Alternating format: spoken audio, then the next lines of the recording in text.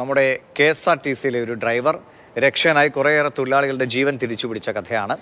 അത് കൊല്ലത്താണ് സംഭവിച്ചത്. അതായത് ബസ് യാത്ര ചെയ്ത് വരവേ ബസ് നിർത്തിയപ്പോൾ കാണുന്ന ഒരു ലയം അങ്ങനെ നിന്ന് കത്തുകയാണ്.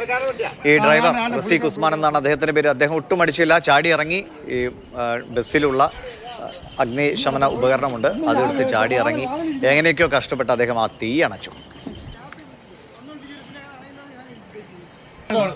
ഒരു സാഹചര്യത്തിൽ അന്നേരമാണ് വേറൊന്നുമില്ല. അന്നേരം നമ്മുടെ എന്തെങ്കിലും ആരെങ്കിലും ദൈവം വിളിച്ചു പറയുന്നതായിരിക്കും, വണ്ടി നിർത്താനും ഇതെന്താണെന്ന് നോക്കാനൊക്കെ. വേറൊന്നുമില്ല, ഇതൊരു അന്നേരം അത് ചെയ്യുന്നത് വേറെ ഇതിൽ നമ്മൾ അല്ലെങ്കിൽ ഇവിടെ സംഭവിക്കും എന്നുള്ള പ്രതീക്ഷയോടെ ഒന്നും അല്ല പോകുന്നത്.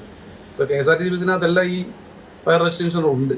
അതുകൊണ്ട് നമുക്ക് ധൈര്യമായിട്ട് എന്നാൽ നമ്മളിതൊന്നും പഠിച്ചിട്ടൊന്നുമില്ല. പെട്ടെന്ന് നമ്മുടെ മലവണ്ടി കയറും, അത് പെട്ടെന്ന് പ്രവർത്തിക്കും. ഇതെല്ലാം പുതിയതാണ് സാധനം.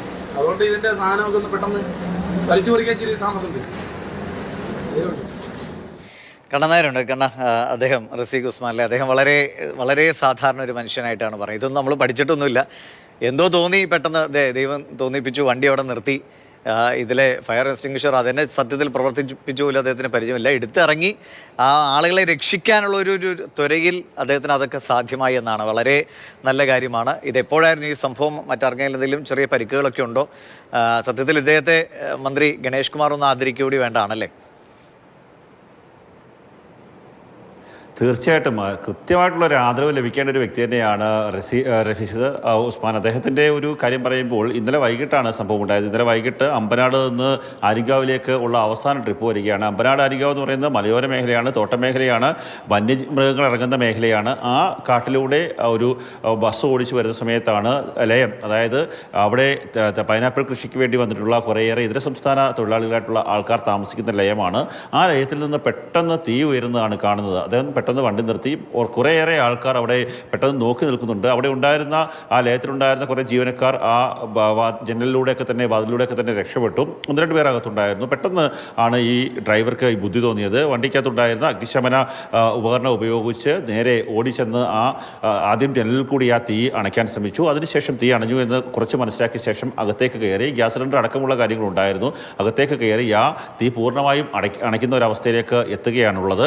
അങ്ങനെയാണ് ഇത്രയും ആൾക്കാരുടെ ഒരു ജീവൻ രക്ഷിച്ചത്. അതിനുശേഷം അദ്ദേഹത്തോട് സംസാരിക്കുമ്പോൾ നേരത്തെ കേട്ടില്ലേ, വളരെ ഒരു സാധാരണക്കാരൻ, ഞാനൊന്നും വലിയ കാര്യമൊന്നും ചെയ്തില്ല, ഞാൻ എന്തോ മനസ്സിലൊരു കാര്യം തോന്നി, ആ സമയത്ത് ഞാൻ ഇറങ്ങിച്ചെന്ന് അവരെ സഹായിച്ചു എന്ന് മാത്രമാണ്. ഇത് ഒന്നാം വട്ടമല്ല, 2ാമത്തെ തവണയാണ് ഇത്തരത്തിലുള്ള ഒരു സഹായം അദ്ദേഹത്തിൻ്റെ ഭാഗത്തു നിന്നുണ്ടാവുന്നത്.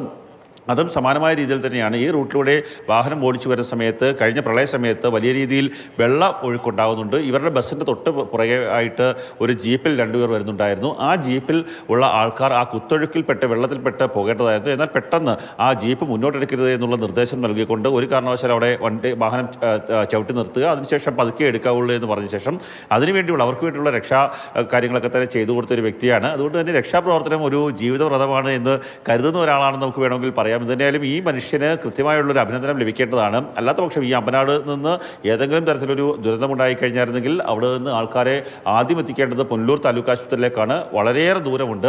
അങ്ങനെയൊക്കെയുള്ള ദൂരത്ത് ഒരു അപകടം ഉണ്ടാകാതെ ഒരു വലിയ അപകടത്തിൽ നിന്ന് ഒരു നാടിനെ രക്ഷിച്ച വ്യക്തിയാണ് ആ മനുഷ്യന്. ഇത് അധികൃതരുടെയൊക്കെ ശ്രദ്ധയിൽ വരും അല്ലേ ശ്രീ റസീഖ് ഉസ്മാൻ? അദ്ദേഹത്തിന് എല്ലാവിധ ആശംസകളും നന്മകളും ഉണ്ടാകട്ടെ എന്നുകൂടി പറയുകയാണ്. കാരണം അദ്ദേഹത്തിൻ്റെ നല്ല മനസ്സ് അത് വേണ്ട രീതിയിലൊക്കെ ആളുകൾ അംഗീകരിക്കുക തന്നെ ചെയ്യുമെന്നും കൂടി നമുക്ക് ഉറപ്പിക്കാം. ശരി കണ്ണ.